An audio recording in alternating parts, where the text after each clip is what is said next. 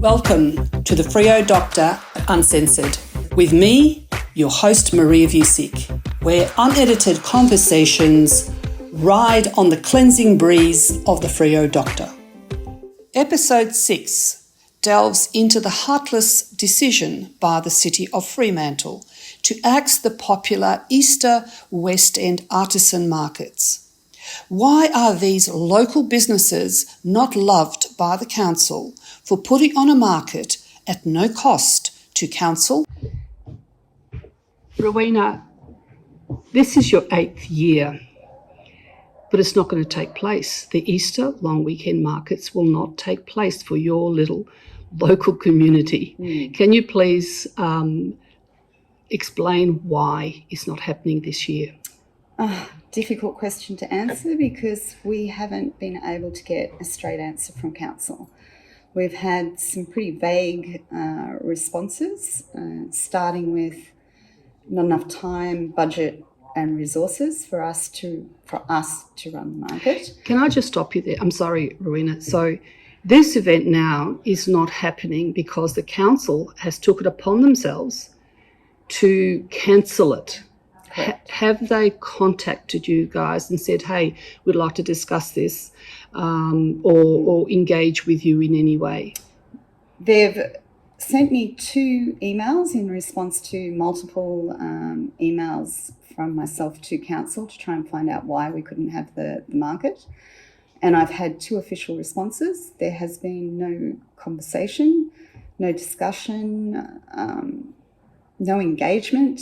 I haven't had anyone come to speak to me. No, there's been nothing. It's been an incredibly frustrating experience. Can we just clarify the cost? Having your markets and the initiative you took 8 years ago and the local community that's built their markets around, how profitable is it for your artists this Easter long weekend in terms of them participating in this market?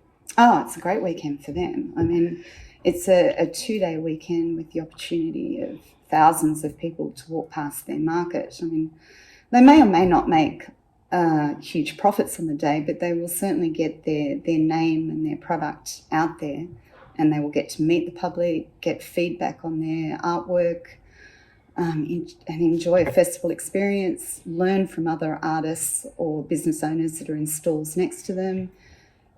It becomes a win-win situation for everyone. A learning curve, a place to promote their work, to experiment with their products, to see whether people like them or not.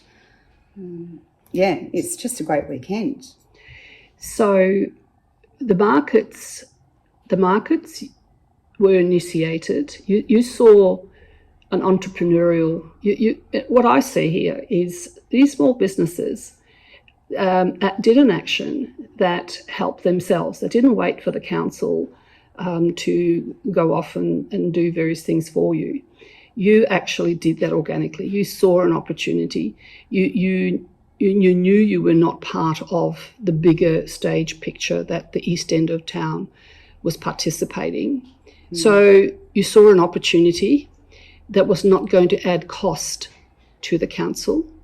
And indeed, it was cost effective for all of your artists anyway to bring out a stall. Yeah. Well, typically we can run the artists free of charge because the street's already closed. I mean, that's already paid for. Council has to close our street. So there's no additional cost required there. The only additional resources required is my time to organise the artists and the other businesses and allocate spaces and do a bit of promotion. None of that is done by council. That's all done by us. And is anybody being paid to do that? No, we do it all free of charge. Okay. It's part of our service to the street, to the artists. It's what the Artisan Store is all about. It's supporting artists and supporting local businesses. And we may get a benefit with foot traffic, but ultimately it's about making the West End a vibrant festival place for the weekend. Strong foot traffic benefits all of Fremantle. Oh, of course it does. And, it benefits the festival because Last year, we had quite a few people comment that they wouldn't have even known the festival was on if our market hadn't been on the street, because there's no, considering it's titled the International Street Arts Festival, there's no street activity.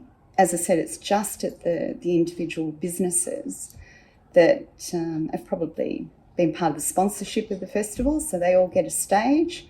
But there's no buskers or, performers walking the streets to engage people, to, encourage them to walk around Fremantle. It's literally just moving from one venue to another.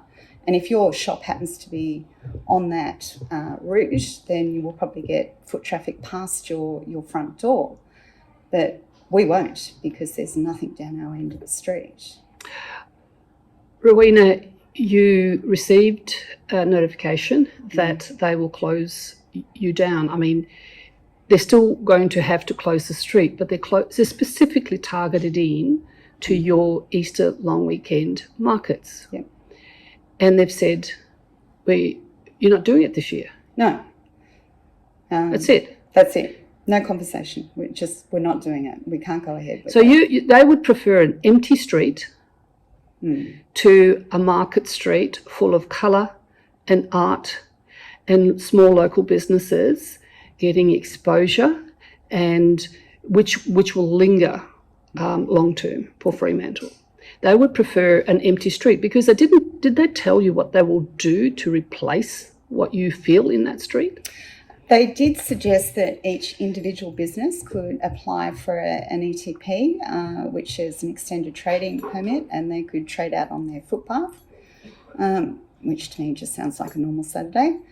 That's what they're offering in replacement of the market. So rather than just our business organising a coordinated market down the centre of the street and allocating spaces to each different business as they want them, they're suggesting that each individual business should do their own thing, just on the footpath in front of them, which obviously requires additional staff, additional equipment. And if those businesses don't have it, then there will just be an empty space. So in actual fact, trading on the footpath is something you thought of in the beginning, and you came to the conclusion that unless you are in the middle of the street, which is closed anyway, you're not going to attract the eye contact of the people going past to the National Hotel event, correct? Correct, yeah. I mean, footpath trading is no different, as I said, to a Saturday.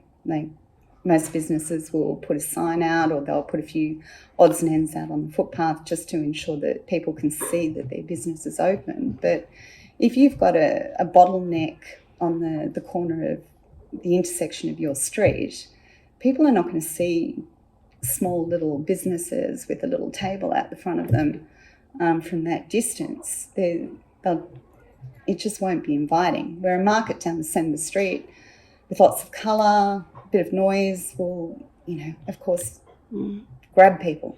Do you know, I'm trying to think of reasons why they may wish to shut you down. Is there additional cleaning costs? Do you guys clean up afterwards? Is the street left the same as clean after you finish? The street's left exactly the same way as we see it at the beginning. All the artists take away their rubbish, everything's taken away. So there's nothing left on the street. All right, so we can't, our conversation here is we can't come up with a logical explanation of why they want to shut you down. No. But what was the official line from the Mayor and the administration? Well, I've heard nothing from the Mayor. I've tried to engage with the Mayor but heard nothing. So I've heard from two parties and both of them have come back to me saying time, money and resources is the reason why we're shutting it down.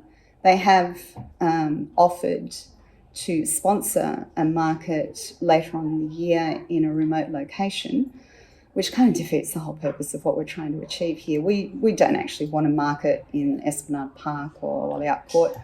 We're just creating this for local businesses, all the local businesses in our high street, to create foot traffic for what otherwise will be a bad trading weekend for us.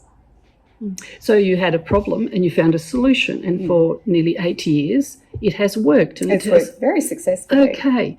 So can you give me, so you've said it's resources, it's time, and what was the other? Budget. But this costs nothing. No, it doesn't cost them anything because they've already had to pay for the street closure, and we do all the work. So there's no time or resources needed for that because we organise it, and they've already organised the road closure. How do you feel about this decision and the interaction that you've had with the council? Frustrated, angry, annoyed, disappointed, all of the above. It's the fact that we can't actually have a conversation with council. We've even asked them the question, what can we do to reinstate this market? And again, nothing. We just get, no, you can't have the market. And it's like hitting your head against a brick wall. If you can't have a discussion, then we can't move forward, It's impossible. Have you had you've been here 10 years. Yeah. Have you had a lot to do with the council over these last 10 years? Only in terms of every year when we run this market, we have a conversation. Okay. And every other year, what was the conversation like? It was very positive. It's always been positive. We've had good feedback. It's always been a great part of the festival. It's been an important part of the festival. Last year, I had a debrief with Carolyn Baird, who unfortunately doesn't work at Fremantle Council anymore, and we had a great debrief about the market and how positive it was, the positive feedback from the community, that yes, we would run it again this year, and we get to this year and it's a no. Did they give you enough notice with that disengagement? They didn't give me any notice. I had to chase them down. I think I must have tried to contact them 4 or 5 times before I finally got a response saying, no, we're not proceeding with the market this year. How do your artists feel about the cancellation of this event? Have they, given that there's such a short notice, they would have prepared for this market? They would have prepared for this last year. They basically organised to do it 12 months in advance because markets obviously need planning. You book into a market at least 3 or 4 months in advance, if not earlier. Otherwise, you can't plan for your stock. You need to make it. It's not like it's coming out of a factory. These people are hand making stuff, so they need plenty of notice to get enough stock ready to run a market. So a minimum 3 or 4 months is probably what they would require to prepare for a market. Rowena, you've gone a few extra steps in endeavouring to engage with the council. So on an administrative level, you didn't get much joy. Some of the questions, the responses didn't make sense to you. No. The cost doesn't make sense to you.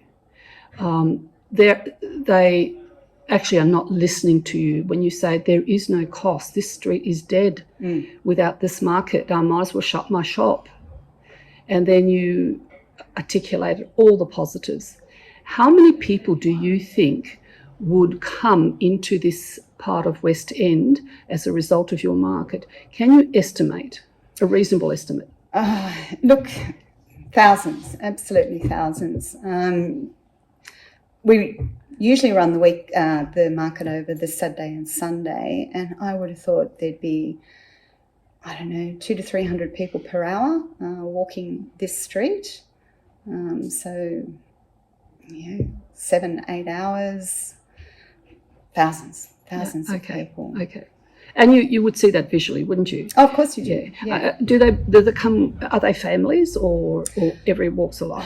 Every walks of life. Families, couples, elderly. Everybody enjoys an outdoor market. Okay, and you weren't able to engage. I'm rather excited about the market, and I've been to your market a number of years in a row, and they are fun and they're full of colour and you have a lot of stores with different type of products because, as you said, they're artisans. They're They're craftspeople. They're one-offs. They're not mass-produced stalls that you get at any other market. So I look at this and I'm excited by it, and I can't see any logical reason why they'd want to shut you down. So were you able to engage? So the mayor was not available? No. The mayor doesn't engage. She gives the information to other people to respond. And as I said, we've only had 2 responses. And I also approached council at the last meeting, and this was a council meeting, the full council meeting. Okay. And again, one of the responses for why we couldn't have it was that there was no appetite from the local businesses or community to have this market. And they quoted that only 2 businesses in this street were interested in having the market. And we've surveyed the businesses, we've had other local businesses survey the businesses in the street, and there has been probably a 98% positive reaction to having the market. Over 30 businesses in this street have said yes, they want the market, and the community has been extremely supportive. We've had lots of feedback on social media, asking why it's not going ahead, what's the reasons. They like the market, they want the market. And still, when you were at the full council meeting, did the narrative change? Were they actually listening to you? It was a full council, which means all of the councillors are there. Did you get the feeling or indication from body language and the words that, hey, we're going to revisit this? No, definitely not. It was just a final no. They were finding lots of ways to say no. There was no engagement or response to our question about how can we get the market reinstated.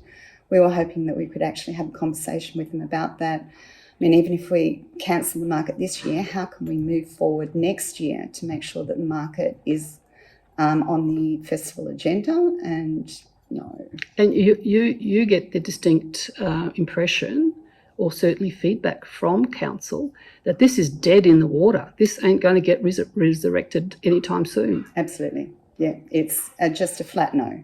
And they're going to find multiple ways of saying no, but that's what the final answer is going to be. There's not going to be a discussion. There's not going to be any engagement. There's not going to be a looking forward to the future. It's just no. Every local government has elected members that service a particular area. In the city of Fremantle, your city and your business is under the coastal ward. Now, right now, you have 3 elected councillors that were sitting at that full council. Councillor Sullivan has been around for many years. You have Councillor Aidan Lang, been around for 6 years. And the newly elected councillor, Councillor Jemima Williamson-Wong. You have 3 councillors. Did anybody step up and speak on your behalf? No, not one. I did have a one-line email from Aidan Lang saying he would have a look at the issue. That was it. But obviously he's not leading the charge, is he? No, we haven't had any further follow-up. Rowena, how does all of this make you feel? Disheartened. Like, we're offering a free market to council to improve their festival. We're doing all the work. We're providing the entertainment. We're going to help their festival be successful, and they're just saying no. It's mind-boggling. I mean, we don't even know where to go next because we've just hit a brick wall. Are you doing, what's the next part of it? Look, we certainly with this podcast, we want to get out into the community so that people know what is really happening here. But what else are you doing at the moment? Because I can see from your engagement that you're not going to accept this.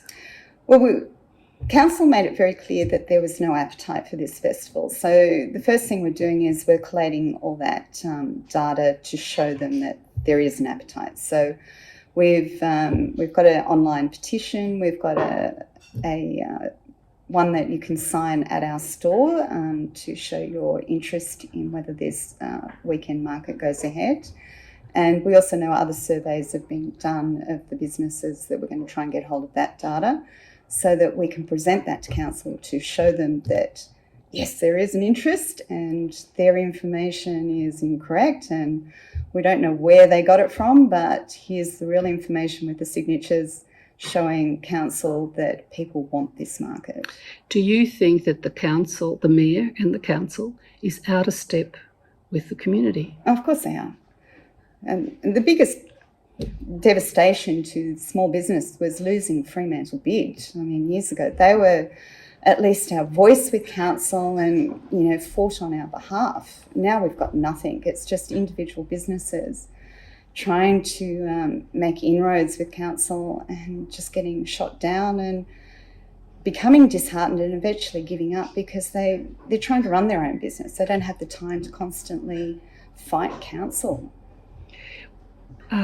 Do you think that the council common sense will take place? No, there's no common sense involved. Otherwise, we would be going ahead with this market. We would have had a conversation about this market if there was common sense involved. So you started this market when Mayor Brad Pettit was mayor, and it ran smoothly. Yeah. Now we've got Mayor Hannah Fitzharding. What do you think has gone wrong between the two? I mean, after all, mayors have a leadership role in our city. Well, at least with Brad, we could have a conversation. Like you could send an email, you could contact him, and he would actually reply, and you could talk logically with him. And, we could have made a way forward where this current council, there's no conversation. There's no back and forth. It's simply, no, you can't have it. Rowena, I want to thank you so much for coming on to Freo Doctor Uncensored. Do you think this is the end, or will there be an episode 2 to this story? Look, as long as I can remain energetic about this and not feel totally squashed by council, then we will keep pushing to have this market, and hopefully there will be other support that comes along with this to try and lobby council to see some logic. So fingers crossed there will be an episode 2 to this. My last question to you, what would you say to the people of Fremantle in this matter? To council or our community? Your community. We're doing our best to provide you with a market that you will enjoy over the weekend, but if we can't get through to council, please help us. Thank you so much, Rowena. Thanks for having me.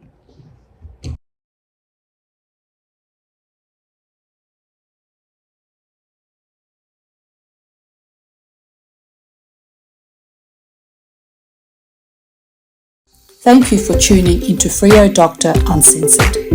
If you like this podcast, give us your feedback in the comments and like and share for more awesome content. Catch you in the next episode.